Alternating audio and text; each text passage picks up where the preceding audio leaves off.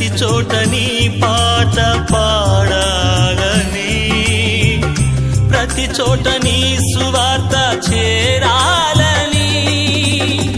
ప్రతి వారికి రక్షణ కావాలని, ప్రతి వారికి రక్షణ కావాలని,